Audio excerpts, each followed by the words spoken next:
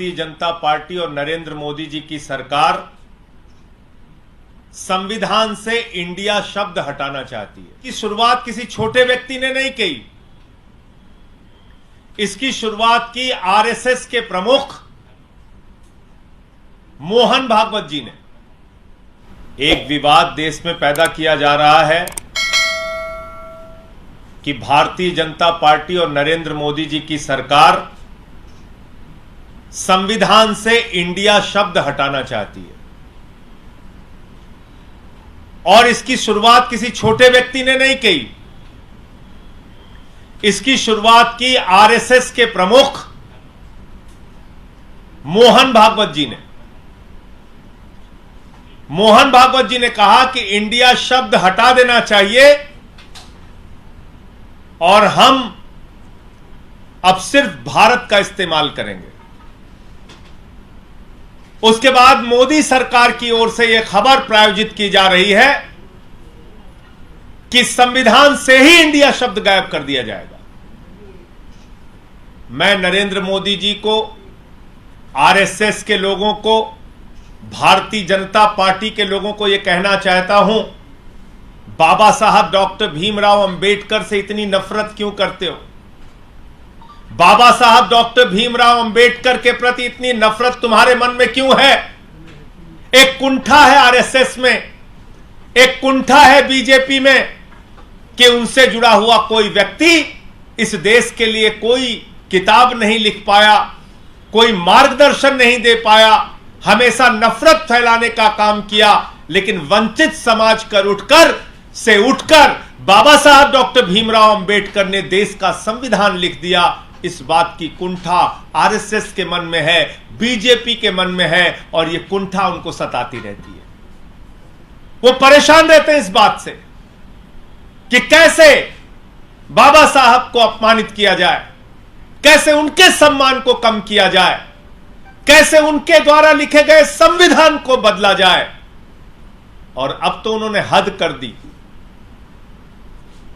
पहला, संविधान की पहली धारा पढ़िए आप, आर्टिकल 1 कॉन्स्टिट्यूशन ऑफ इंडिया। बाबा साहब डॉक्टर भीमराव अंबेडकर के द्वारा लिखे गए संविधान की पहली धारा पढ़िए। इसमें लिखा हुआ है, India that is Bharat shall be union of states. यह लिखा हुआ है, यह लिखा हुआ है। तो बाबा साहब डॉक्टर भीमराव अंबेडकर के द्वारा लिखे गए संविधान की पहली धारा को नरेंद्र मोदी जी बदलकर अपनी नफरत का प्रदर्शन कर रहे हैं, अपनी घृणा का प्रदर्शन कर रहे हैं, राष्ट्रीय स्वयंसेवक संघ की मानसिकता का प्रदर्शन कर रहे हैं, जो नफरत उनके मन में बाबा साहब के प्रति, इस देश के करोड़ों दलितों और आदिवासियों के प्रति, इस देश के वंचित समाज के प्रति है। और इसलिए मैं आरएसएस, बीजेपी और नरेंद्र मोदी जी को आगाह करना चाहता हूं, ऐसी साहस और ऐसी हिम्मत मत कीजिएगा बाबा साहब के संविधान को बदलने की, भारत के संविधान को बदलने की, उनके द्वारा लिखी गई पहली धारा को बदलने की कोशिश मत कीजिएगा। जहां तक इंडिया गठबंधन का सवाल है, हमने क्या लिखा? जुड़ेगा भारत, जीतेगा इंडिया। इसके बाद से इतना परेशान है मोदी जी, इतना घबराए हुए हैं, इतनी घबराहट उनको सता रही है दिन रात कि वो कह रहे हैं कि हम बाबा साहब का भी अपमान करेंगे और इंडिया शब्द ही संविधान से हटा देंगे। और ये बात अपने आप में कितनी खतरनाक है। IIT, Indian institute of technology, IIM में इंडिया, इसरो में इंडिया, एम्स में इंडिया, कहां कहां से इंडिया हटाओगे?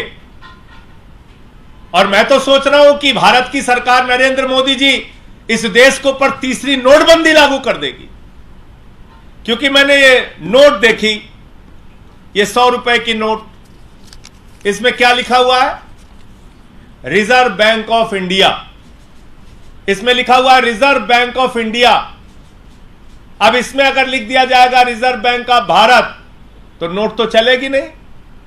तो पूरे देश में नोटबंदी लागू करने जा रहे हैं Modi ji. Reserve bank of India के नीचे क्या लिखा हुआ है? रिजर्व बैंक ऑफ इंडिया के नीचे लिखा हुआ है guaranteed by central government. Central government भी लिखा हुआ है और रिजर्व बैंक ऑफ इंडिया भी लिखा हुआ है। मोदी जी, क्या आप इस देश में तीसरी नोटबंदी लागू करना चाह रहे हैं? जो लोग अपने घरों में पैसा लेके, जिनके पास पैसा है 100 की, 500 की, 200 की नोट है, वो लाइन में फिर खड़े होंगे पूरा देश, क्योंकि आप इस नोट से भी इंडिया हटा देंगे। पहले कहेंगे सब लोग नोट जमा करो। ये कैसी मानसिकता है आपकी? क्या करना चाहते हैं? आपसे कुछ होता तो है नहीं। 2 करोड़ रोजगार देना है नौजवानों को, नहीं होता आपसे। किसानों का फसल का दाम दोगुना करना है, नहीं होता आपसे। महंगाई कम करनी है, डीजल का, पेट्रोल का, सरसों के तेल का, गैस के सिलेंडर का, किडनी का, कैंसर का, टीवी की, हार्ट की दवा का, सबका दाम बढ़ाते जाते हो। कहा था 2022 15 अगस्त तक सबको पक्का मकान दे दोगे, वो भी नहीं होता। 15 लाख हर खाते में दे दोगे, वो भी नहीं होता आपसे। तो आपसे कोई काम तो इस देश के लिए होता नहीं। देश की भलाई आपको करनी नहीं, बस मणिपुर में दंगा हो जाए डबल इंजन की सरकार में, दिल्ली में दंगा हो जाए, मेवात में दंगा हो जाए, कैसे देश के अंदर नफरत फैले, इस बात की चिंता सताती रहती है आपको।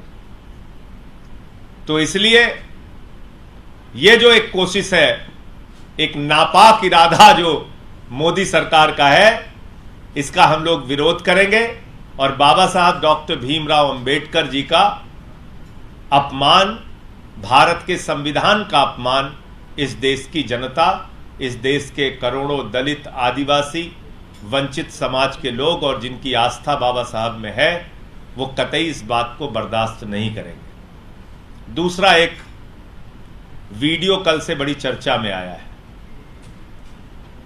एक 68 साल की उम्र में शादी हुई है।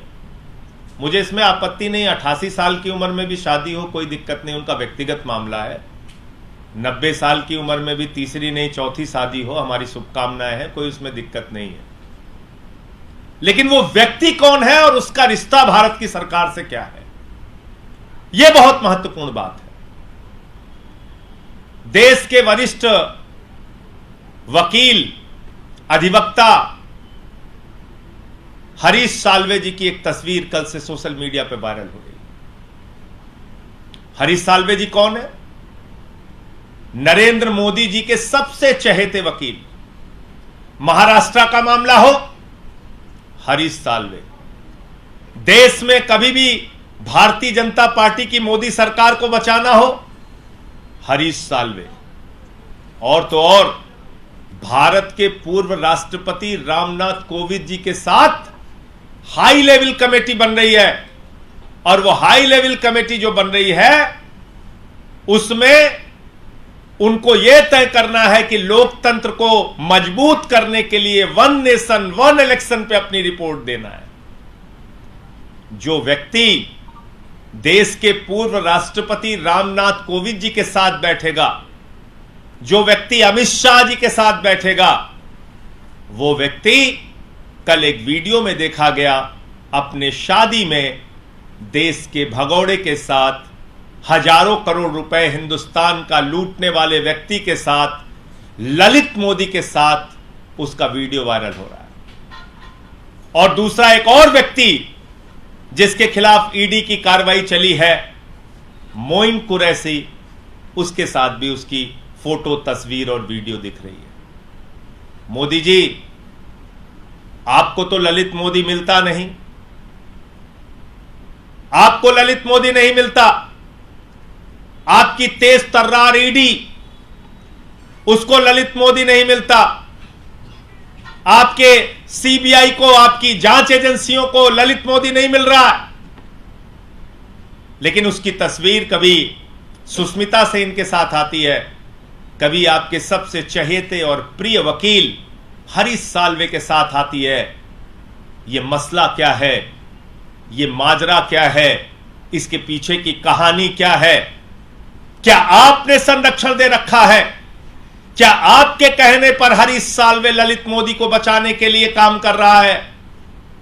मैं तो कहता हूं कि भारत के अंदर अगर हरीश साल्वे आए तो ईडी को उनसे पूछताछ करनी चाहिए, क्योंकि किसी भी अपराधी को बचाना अपने आप में एक गुनाह है।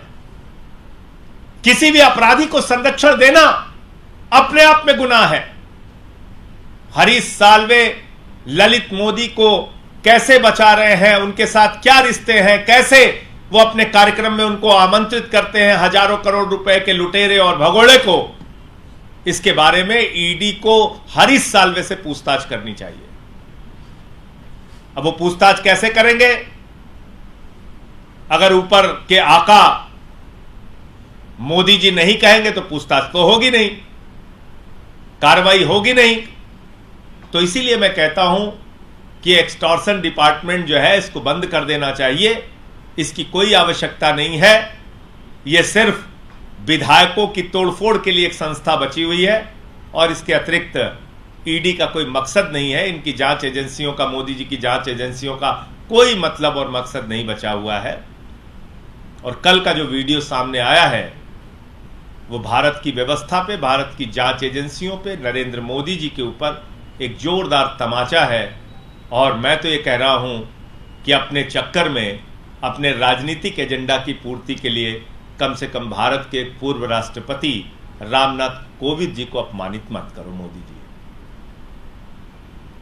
उनको जब सम्मान देना था, प्रभु श्री राम के मंदिर का शिलान्यास हो रहा था, तो जो एक घृणित मानसिकता है बीजेपी और आरएसएस के मन में, वहां पे भागवत जी जाते हैं, वहां पे योगी आदित्यनाथ जाते हैं, योगी आदित्यनाथ के साथ उत्तर प्रदेश की राज्यपाल जाती हैं, लेकिन भारत के प्रधानमंत्री जाते हैं तो भारत के तत्कालीन राष्ट्रपति, क्योंकि वो दलित समाज से आते हैं, रामनाथ कोविंद जी, उनको नहीं बुलाया गया अयोध्या के प्रभु श्री राम मंदिर के शिलान्यास में। लेकिन जब उनको बदनाम करना है, उनको फंसाना है, उनको एक विवादित विषय में लाना है, तो आप रामनाथ कोविंद जी को वन नेशन वन इलेक्शन की कमेटी में डाल रहे हैं। और तर्क भी इतने हास्यास्पद देते हैं, मजाकिया, कि उस पर भी हंसी आती है। कहते पैसा बचेगा, पैसा बचेगा। अरे भाई, पैसा कैसे बचेगा जरा मुझे बताओ। पूरे देश का चुनाव एक साथ कराओगे तो क्या विधानसभा के चुनाव के लिए ईवीएम की मशीन का प्रचार का इस्तेमाल नहीं करोगे? क्या लोकसभा के चुनाव के लिए ईवीएम की मशीन का प्रचार का इस्तेमाल नहीं करोगे? पूरे देश का चुनाव एक साथ भी कराओगे तब भी तो पैसे का खर्च होगा। दूसरी बात, आप क्या करना चाहते हैं? अगर मान लीजिए लोकसभा 5 साल के लिए बनी, लेकिन 2 साल के अंदर सरकार गिर गई, तो वन नेशन वन इलेक्शन का सपना चकनाचूर हो जाएगा। अगर राज्य की विधानसभा का चुनाव 5 साल के लिए हुआ और 2 साल 3 साल में फिर सरकार गिर गई, तो फिर वन नेशन वन इलेक्शन का फॉर्मूला बेकार हो जाएगा। और वन नेशन वन इलेक्शन के पीछे जो एक बड़ा खतरा है, जिसकी ओर इशारा किया आदरणीय केजरीवाल जी ने कल, कि भाई अगर 5 साल में ही एक बार चुनाव होगा, तो अभी तो कम से कम राज्यों के चुनाव रहते हैं तो कुछ डर रहता है। जैसे मान लीजिए अभी 3 राज्यों के चुनाव थे, 5 राज्यों के, तेलंगाना के, मिजोरम के, छत्तीसगढ़ के, मध्य प्रदेश के, राजस्थान के, तो मोदी जी ने कहा कि 5 राज्यों के चुनाव है, 200 रुपए सिलेंडर कम कर दो। थोड़ा कहीं और किसी राज्य का चुनाव होता है, कभी पेट्रोल का दाम कम कर देते हैं, कभी डीजल का दाम कम कर देते हैं, दिखाने के लिए ही सही। अब 5 साल में एक बार जब चुनाव होगा, तो कल केजरीवाल जी ने जो बात की वो बिल्कुल सच है, और इसको जरा गंभीरता से सोच के देखिएगा। अगर 5,000 रुपए का सिलेंडर कर देते हैं तो सरकार तो आप 5 साल हटा नहीं सकते। 5 साल तक सरकार रहेगी, आपके हाथ में तो कुछ है नहीं। आप आंदोलन भी करेंगे, कुछ नहीं होने वाला। अगर 1,500 रुपए का टमाटर बिका, आप आंदोलन करते रहिए, मौका तो आपको 5 साल के बाद आएगा। अभी तो अडानी को आकाश से लेकर पाताल तक सब कुछ देते जा रहे हैं। पूरा देश मान लीजिए अपने दोस्त के ऊपर, अडानी के ऊपर मोदी जी ने लुटा दिया, तो आप कुछ कर तो सकते नहीं। तो इसलिए ये एक नकली बहस, एक डर, एक भय जो मोदी सरकार में है, उसके कारण से वन नेशन वन इलेक्शन की बात की जा रही है। और पैसे वैसे की बात, किसको आप मूर्ख बना रहे हैं? 3,000 करोड़ रुपए भारत का चुनाव कराने में चुनाव आयोग का खर्च होता है। अब अकेले जो मोदी जी का दोस्त है नीरव मोदी, वो 20,000 करोड़ रुपया लेके भाग गया। जितने पैसे में पूरे भारत का चुनाव 7 बार हो सकता है, उतना पैसा अकेले मोदी जी का दोस्त लेके भाग गया, कह रहे पैसा बचेगा। तो मुझे लगता है कि ये तमाम विषय हैं और कहीं ना कहीं जो ये इंडिया शब्द से घबराए हुए हैं और इंडिया का नाम संविधान से हटाना चाहते हैं, तो बाबा साहब का अपमान तो ये देश कतई बर्दाश्त नहीं करेगा। हमारी chief spokesperson Priyanka Kakkar ji भी आपसे कुछ बात करेंगे, उसके बाद आपके जो सवाल हो आप पूछ सकते हैं। तो वो कह रहे हैं कि अटल जी और आडवाणी जी ये गुलाम थे, क्योंकि अटल जी और आडवाणी जी ने मिलकर इंडिया शाइनिंग का नारा दिया था।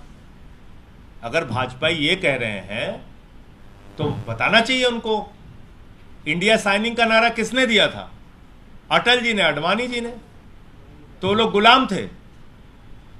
किसके गुलाम थे और किस गुलामी के प्रतीक थे अटल जी और आडवाणी जी? उनको भी छोड़ दीजिए। मोदी जी ने मेक इन इंडिया का नारा दिया, स्टार्टअप इंडिया का नारा दिया, डिजिटल इंडिया का नारा दिया, तो मोदी जी गुलाम है? गुलामी के प्रतीक है मोदी जी।